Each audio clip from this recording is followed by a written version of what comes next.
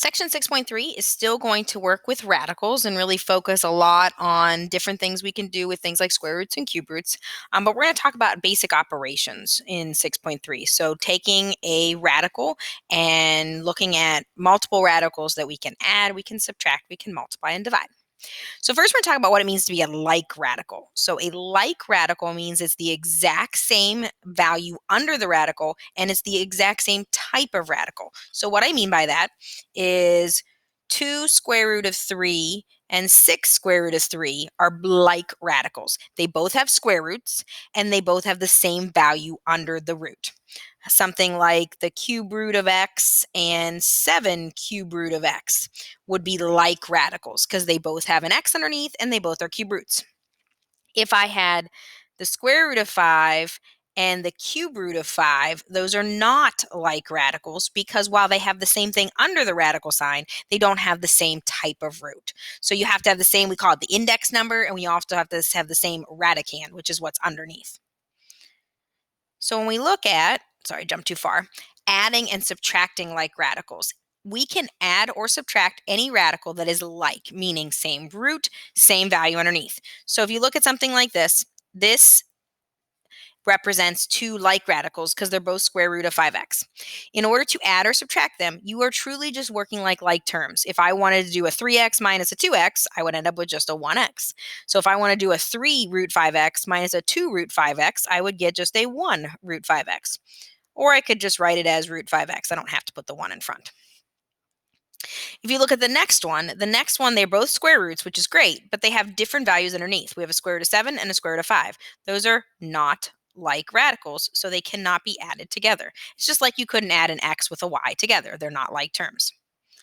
The next one has 7 cube root of x squared minus 2 cube root of x squared. So if I have 7 of them and I take away 2 of them, I'm going to be left with 5 cube root of x squared. Again, the radical piece when we're combining like terms, like radicals, doesn't change.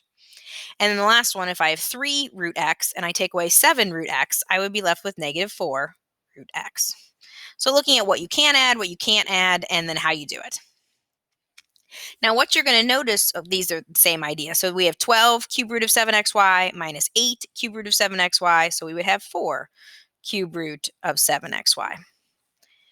Next one is 17 fifth root of 3x squared minus 15 fifth root of 3x squared, which will give us 2 fifth root of 3x squared. So same radical, we're allowed to add or subtract.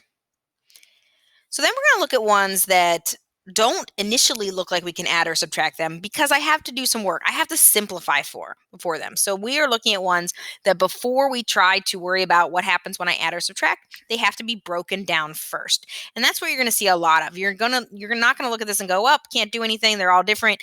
You're going to try to break them down and see if we can get them to be the same. So you're going to use a lot of those perfect square lists, perfect cube lists, those reference lists that we've now used since the beginning of the chapter are going to still be used. So 12 is not a perfect square, but 4 is. So I'm going to break it down into 4 times 3. 75 is not a perfect square, but 25 is. So I'm going to break it down to 25 times 3. So I'm going to take the square root of 4, which is 2. So I'm going to have 2 cube root of 3 plus, then I'm going to take the square root of 25, which is 5 cube root of 3. And then I still have this minus a single cube root of 3. Now they're all like radicals. They're all square root of 3. So I have 2 plus 5 minus 1, which is 6 square root of 3. So they weren't originally like radicals, but we had to simplify first, and then we have the ability to add or subtract.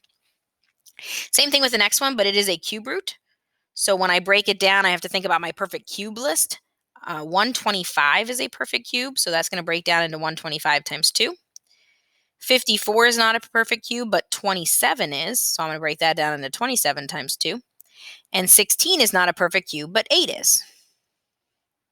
So you're going to want to look at your perfect cube list, which was 8, 3 cubed is 27, 4 cubed is 64, 5 cubed is 125. So that reference list that we made a while ago is still going to help.